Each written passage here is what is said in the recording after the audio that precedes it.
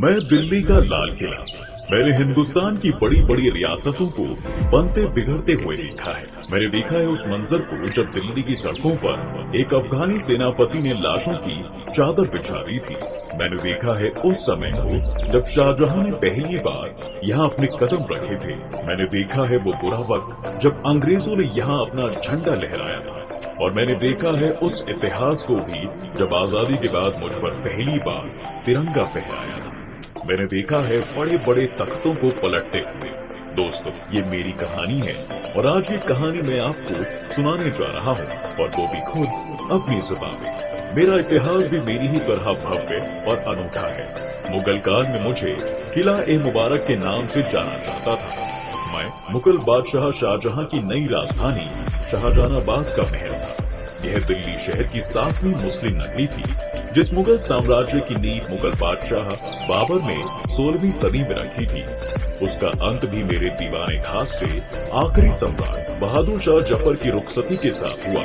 मेरी प्राचीर से ही पहली बार प्रधानमंत्री पंडित जवाहरलाल नेहरू ने घोषणा की थी कि अब भारत आजाद है। शाहजहां ने 11 सालों तक आगरा में शासन करने के बाद जब यह तय किया कि राजधानी को दिल्ली लाया जाए, तो मेरी नींव उन्होंने 1638 में रखी। मुझे दुनिया का सबसे बेहतर रूप देने के लिए उस्ताद अहमद लाहौरी को बुलाया गया, जिन्होंने मेरे अलावा ताजमहल और जामा मस्जिद भी बनाया है।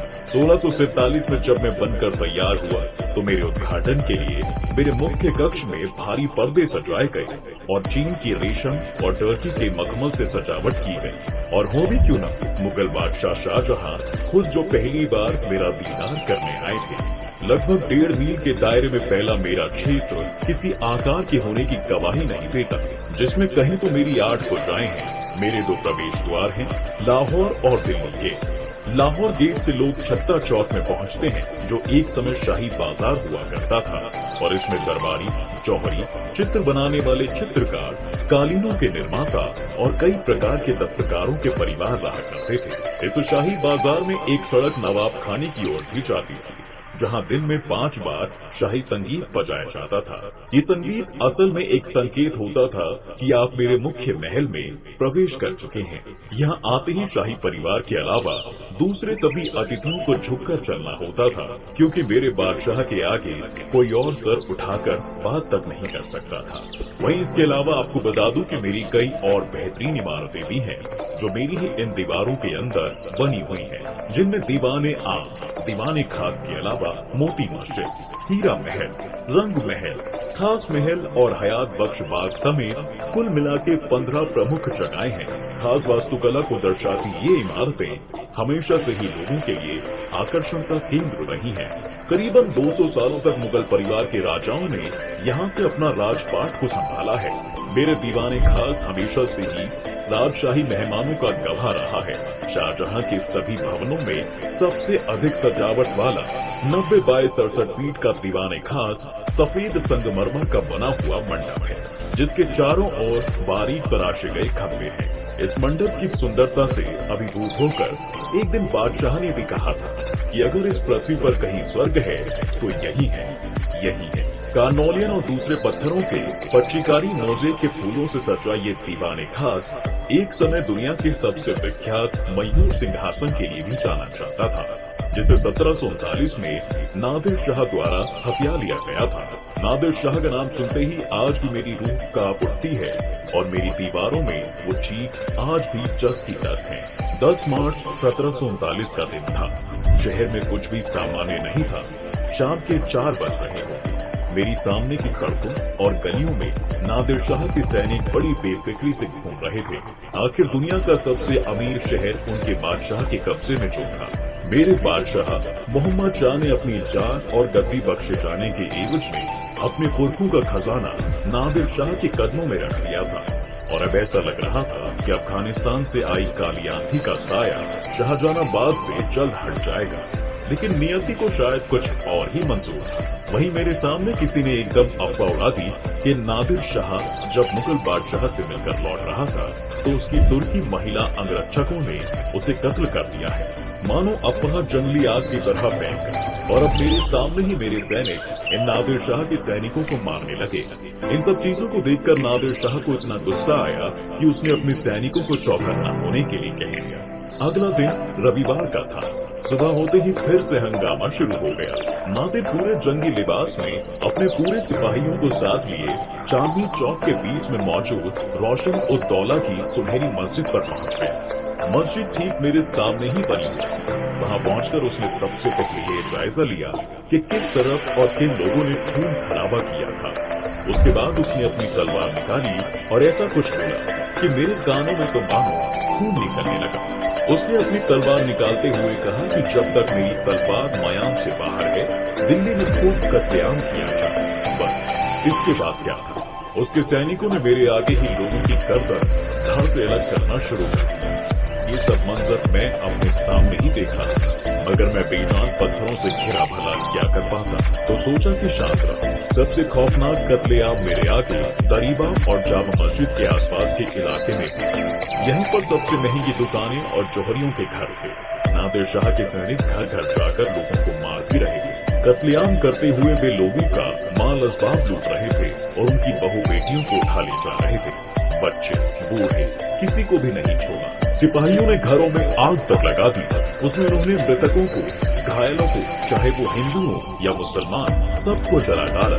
यह कत्लेआम सुबह 9 बजे शुरू हुआ और दोपहर 2 बजे तक बेरोक टोक चलता रहा। अब मेरे बादशाह भी धीमे हो गए थे और अपने निजाम और वजीर को नादिर के पास माफी मांगने के लिए भेजा। निजाम ने अपनी पगड़ी उतारी, अपने हाथ बांधकर वह नादिर शाह के सामने पहुंचा, घुटने टेके और कहा कि नादिर अपने सैनिकों को आदेश दे कि वे निर्दोष लोगों पर रहम करें, उनको ना मारे, चाहे तो उससे बदला ले ले। इसके बाद कहीं नादिर शाह ने अपनी तलवार मयान में रखी और अपने सैनिकों को आदेश दिया कि वे लूटपाट और कत्लेआम बंद कर दें। लेकिन तब तक भयानक तबाही हो चुकी थी। हजारों लोग मेरे अपने मेरे सामने मारे जा चुके थे, लेकिन मैं बेजान भला क्या कर सकता था। चलो वापस आता हूँ और अपनी कहानी का कुछ और हिस्सा आपको फिर से सुनाता हूँ। दोस्तों, अब देश में अंग्रेजों की हुकूमत आ चुकी थी और मेरी अब कोई खास कीमत बची नहीं थी उनकी नजरों में, क्योंकि मेरे कई बड़े बादशाह अब तक मारे जा चुके थे और मैं खुद अंग्रेजों के कदमों की घात छान रहा था। 1857 आते आते मेरी मुगलियों सल्तनत अब सिमट कर खत्म हो चुकी थी और मेरे बादशाह बहादुर शाह जफर पूरा दिन अपने आंगन में बैठे कविताएं और शायरी लिखा करते थे। इस बीच 1857 की क्रांति से जुड़े कुछ लोग मेरे दरबार में आते हैं और मेरे बादशाह से कहते हैं कि अंग्रेजों के आने से पहले मुगलिया बादशाह ही देश पर राज किया करते थे और अब हम चाहते हैं कि अंग्रेजों के खिलाफ इस विद्रोह में आप हमारा साथ दें और देश को जगाकर गोरों को यहाँ से खदेड़। बस फिर क्या था, मेरे बूढ़े बादशाह जो अपनी जिंदगी के 83वें साल में चल रहे थे, उनकी रगों में मानो अपने पुरखों का वही खून दौड़ उठा और उन्होंने इस क्रांति को अपना नाम सौंपने की हामी भर दी। लेकिन समय कुछ और ही कहानी कह रहा था, क्योंकि शायद ये इतनी बड़ी मुगलिया सल्तनत के आखिरी दिनों की फड़फड़ाती लौ की तरफ इशारा कर रहा। मेरी भी नब्ज तेज चल रही थी कि मानो कुछ खोस आ रहा हो। अंग्रेज पूरे देश में इस विद्रोह को दबा रहे थे और उनके सामने एक सबसे बड़ी मुसीबत आने खड़ी हुई थी कि अगर देश ने फिर से मुगल सल्तनत को अपना लिया तो शायद चीजें उनके उलट चलने लगे। इसके बाद दोस्तों 1857 में जब अंग्रेजों का दिल्ली पर फिर से कब्जा हो गया तो कैप्टन विलियम हॉडसन करीब 100 सैनिकों के साथ बादशाह बहादुर शाह जफर को पकड़ने के लिए निकले। मेरे बादशाह अब शायद यह बात जान चुके थे कि उनका बचना अब नामुमकिन है। 19 सितंबर की रात को बादशाह ने अपने पूरे परिवार और अमले के साथ महल छोड़कर अजमेरी गेट के रास्ते पुराने के लिए जाने का फैसला कर लिया। मैं इस बात को अपने कानों से सुन रहा था, क्योंकि कहते हैं ना कि दीवारों के भी कान होते हैं और मेरी तो दीवारें भी बहुत ऊंची ऊंची थी। इसके बाद 20 सितंबर को बादशाह ने मेरी गलियारों से निकलते हुए मुझसे विदा की। सच बताऊं तो मैं उस दिन रो रहा था और रोना शायद लाजमी भी था, क्योंकि इतने गौरवशाली मुगलिया सल्तनत के आखिरी बादशाह को आखिरी बार जो देख रहा था, मानो सब कुछ खत्म हो रहा था। लेकिन मैं बेजुबान पत्थरों से घिरा भला क्या कर सकता था। अंग्रेजी गवर्नर जनरल के आदेश शुरू से ही साफ थे कि विद्रोह चाहे कितना ही बड़ा या छोटा हो, अगर बादशाह आत्मसमर्पण करना चाह रहे हो तो उनके सामने कोई शर्त या सीमा नहीं रखी जाए। बादशाह अब किला छोड़ अपने एक महान पुरखे हुमायूं के मकबरे में चले गए। अंग्रेज भी पीछे पीछे मकबरे पर चले गए और बादशाह के सामने 2 नुमाइंदों को भेजकर संदेश दिया कि अगर आप आत्मसमर्पण करते हैं तो आपको नहीं मारा जाए। मकबरे से बाहर आने वालों में सबसे आगे थी महारानी जीनत। उसके बाद पालकी में बादशाह चल रहे। हॉटसन ने आगे बढ़कर बादशाह से हथियार डालने के लिए कहा। बादशाह ने उनसे पूछा कि क्या आप ही हॉटसन हैं? हॉटसन ने कहा, जी हाँ, सरकार को आपको ये बताते हुए बहुत खुशी हो रही है कि अगर आप अपने हथियार डाल दें तो आप जीनत में हैं और उनके बेटे के जीवन को बख्श दिया जाए। लेकिन अगर आपको बचाने की कोशिश भी करी तो मैं इसी जगह आपको कुत्ते की तरह गोली से मारूंगा। वहीं से कुछ दूर खड़ा अपनी ऊंची ऊंची दीवारों से झांकता हुआ मैं ये सब देख और सुन रहा था। तब मेरे बुजुर्ग बादशाह ने अपने हथियार हडसन को सौंप दिए। इसके बाद बादशाह जफर को बेगम समरू के घर में रखा गया। मुगल सल्तनत का आखिरी बादशाह एक बरामदे में एक साधारण चारपाई पर बिछाए गए गद्दे पर बाल्टी मारकर बैठा हुआ। उनके चेहरे पर कुछ भाव नहीं था सिवाय उनकी सफेद दाढ़ी के जो उनके कमरबंद तक पहुंच रही थी और उनकी नजरें जमीन पर गई थी। इसके बाद मेरे आखिरी बादशाह को पकड़कर रंगून भेज दिया गया और वहीं उन्होंने अपनी आखिरी सांस। लेकिन मेरी कहानी शायद यहाँ खत्म नहीं हुई। अंग्रेजों ने मुझ पर अपना झंडा फहरा दिया और मुझे अपनी छावनी में तब्दील कर दिया था। इसके बाद कई सालों तक मैं यूं ही शांत पड़ा रहा, रोज अपने पत्थरों से मिट्टी झड़ते हुए देखा, क्योंकि अब सिर्फ पत्थर ही बचे। मुझ में जड़े हीरे और मोती को वो लुटेरे ले गए। लेकिन अब शायद कुछ बेहतर होना बाकी था और समय का पहिया तो चल ही रहा था।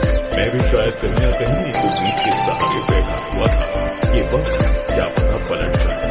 एक दिन फिर अचानक से जब अंग्रेजी कैलेंडर 15 अगस्त 1947 की तारीख दिखा रहा था तो मेरे सामने एक हजूम उमड़ पड़ा और सफेद कुर्ते और सर पर टोपी लगाए एक शख्स मेरी प्राचीर पर चढ़ा और अंग्रेजी झंडे को उतारते हुए तिरंगे को उस लोहे के खंभे पर हवा में लहरा रहा था। लोग कह रहे थे कि भारत आजाद हो चुका है और मैं सोच रहा था आजाद, लेकिन मेरी मुगलिया सल्तनत के बादशाह तो नहीं है यहाँ। फिर किसी से पता चला कि अब लोकतंत्र है और अब जनता का राज होगा। मैंने सोचा कि यह भी सही है, अब जनता खुद अपना फैसला लेगी और मुझे थोड़ा आराम मिलेगा। अब मुझे इस देश की विरासत कहा जाता है और लोग मुझे देखने दूर दूर से आते हैं, लेकिन मैं बेजुबान पत्थरों से घिरा आज भी शांत हूँ। देख रहा हूँ अपने सामने समय को बदलते हुए 375 सालों का इतिहास खुद में दबाए। अब याद कर रहा हूँ तो सिर्फ अपने आखिरी बादशाह की वो नज्म जिसमें उन्होंने कहा था कि ये चमन यूं ही रहेगा और हजारों बुलबुलें अपनी अपनी बोलियां सब बोलकर उड़ जाएंगी। आपको मेरी कहानी कैसी लगी?